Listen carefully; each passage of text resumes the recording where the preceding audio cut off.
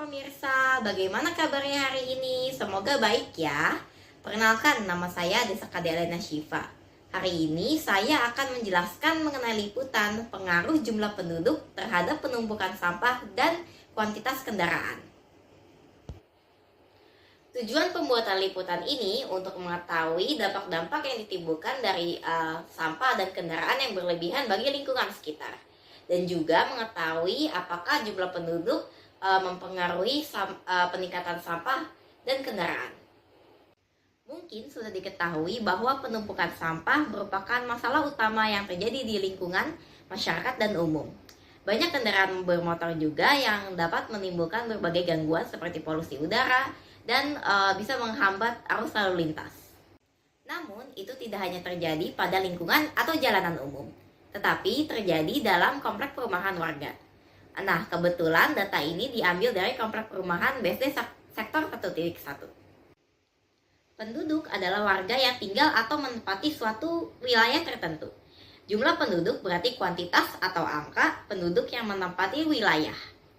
Jumlah penduduk juga berkaitan langsung dengan kepadatan penduduk pada suatu tempat yang menyebabkan berbagai dampak dan manfaat tergantung pada tingkat SDM yang dimiliki oleh masing-masing penduduk.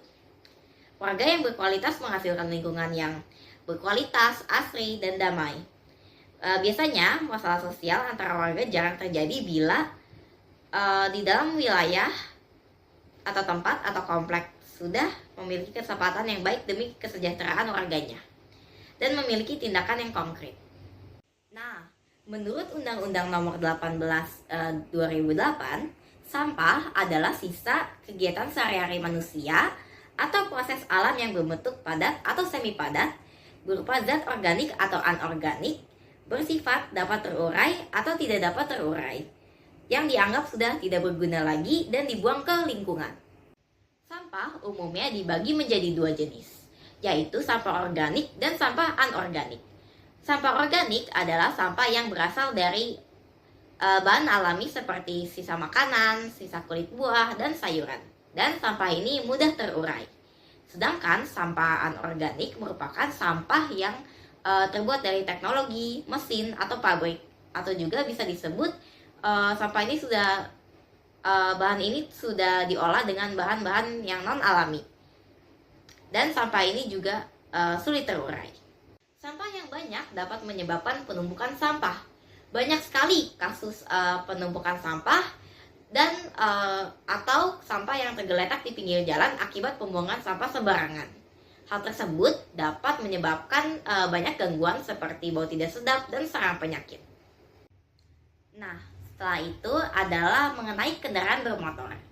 Kendaraan bermotor adalah alat transportasi yang digerakkan oleh peralatan mekanik atau menggunakan mesin dan bahan bakar.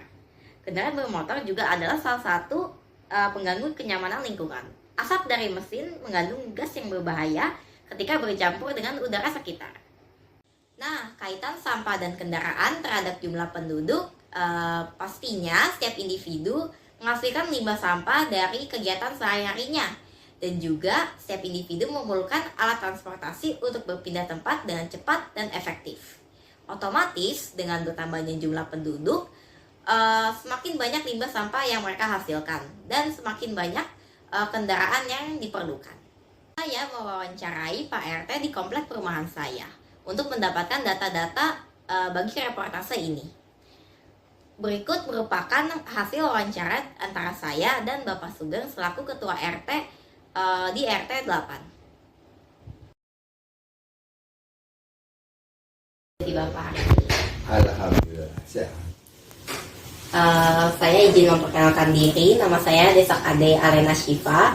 Saya dari sekolah SMP Santa Ursula BSD. Kalau boleh Bapak perkenalkan diri. Saya Bapak Sugeng Sarjono, saat ini menjabat sebagai Ketua RT 08 RW 019. Ya belum lama, baru paling sekitar hampir setahun ini.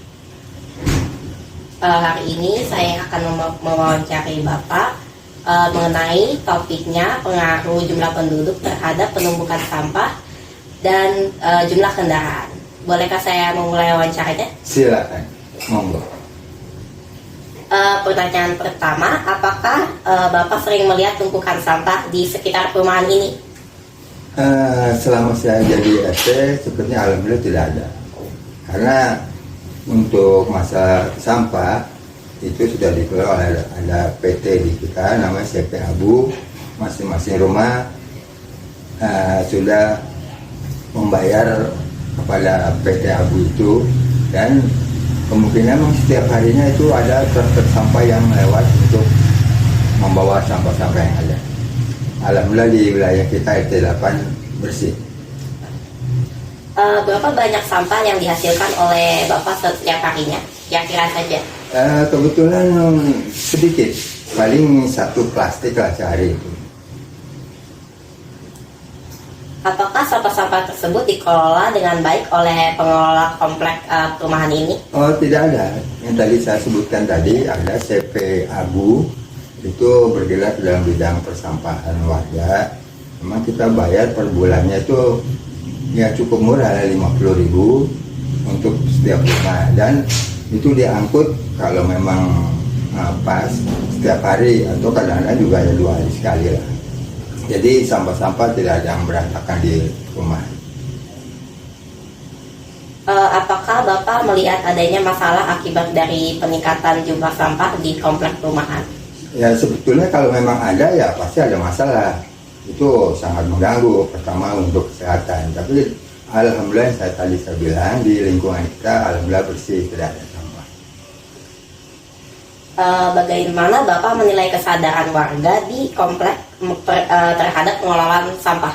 Sejauh saya lihat amati, semua warga bagus mengenai kebersihan, dan sampah-sampah itu memang tidak diberantak begitu baik.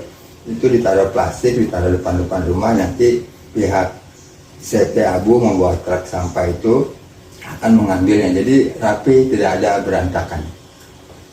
Baik, Pak. Apakah Bapak memiliki kendaraan pribadi dan berapa jumlahnya? Alhamdulillah cuma ada 1 mobil, 1 motor untuk saya, dan satu motor lagi dari untuk anak saya. Jadi 2 motor, 1 mobil. Seiring bertambahnya warga di komplek ini, bagaimana dampaknya pada volume kendaraan di sini? Alhamdulillah lagi di komplek kita di lingkungan RT 8 itu memang untuk kendaraan alhamdulillah tertib, tidak ada sembarang parkir di depan. Rata-rata kita sudah memiliki garasi masing-masing. Kalau kita lihat memang di RT lain atau memang ada yang taruh di depan, kalau kita paling 1-2 orang aja. Selebihnya kebanyakan punya parkir sendiri, jadi lancar lah di jalan kita, bagus. Apakah Bapak mengalami kesulitan saat parkir kendaraan pernah mengalami kesulitan saat parkir kendaraan akibat dari volume kendaraan? Ya, sangat mengganggu kalau seandainya memang saya mau keluar rumah, di depan seandainya ada tamu dari warga, paling tidak kita tidak bisa keluar. Kita mohon untuk menjalankan, kita bisa keluar. Tapi itu juga insiden cuma sekali-sekali, tapi selama kebanyakan sih nggak lancar. Paling sekali-sekali lah ada tamu di depan, itu dia parkir depan rumahnya, karena tamu jadi minta geser dikit kita keluar. Selama ini lancar. Baik, Pak. Dengan kendaraan sejumlah itu, apakah ada dampak negatif yang timbul bagi lingkungan dan sosial? Saya rasa tidak ada, karena masing-masing tadi sudah memiliki lahan garasi sendiri, jadi mobile masing-masing warga itu lancar, nggak ada dampak juga. Paling kalau saya itu tadi ada kesepakatan minta tolong untuk keluar gitu. Tapi sejauh ini saya amati lancar semuanya. Baik, Pak. Bagaimana cara mencegah dampak negatif dari peningkatan sampah dan jumlah kendaraan bermotor yang banyak? Nah, kaitannya untuk mencegah dampak tadi, kita memberikan arahan kepada warga untuk menjaga kesehatan lingkungan dengan tidak ada sampah-sampah sembarangan di rumah masing-masing. Itu kalau memang untuk dibuang itu jangan tempatnya terbuka, nanti kan ada tikus, ada kucing berantakan. Tapi kalau diikat dengan kantong krecek itu, diikat di masing-masing rumah, tinggal lebih mudah truk sampah itu membawa dan lebih rapi. Kedua, untuk parkir, alhamdulillah juga masalah itu tidak ada kendala karena masing-masing warga sudah ada kesadaran bahwa dia memiliki mobil, otomatis bisnya ada garasi di depan mobil tersebut untuk tidak mengganggu lingkungan. Itu yang perlu kita berikan penerangan kepada warga kita di sini. Oh iya. Oke. Baiklah, terima kasih Pak atas jawabannya, dan terima kasih Bapak sudah bisa meluangkan waktu untuk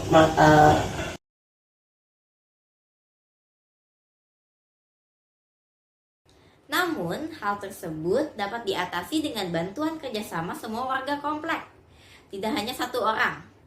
Untuk memungkinkan kerjasama, dibutuhkan komunikasi yang baik antar warga, pembuatan program kesepakatan organisasi yang bermanfaat dengan pertimbangan tertentu, dan aturan-aturan baru.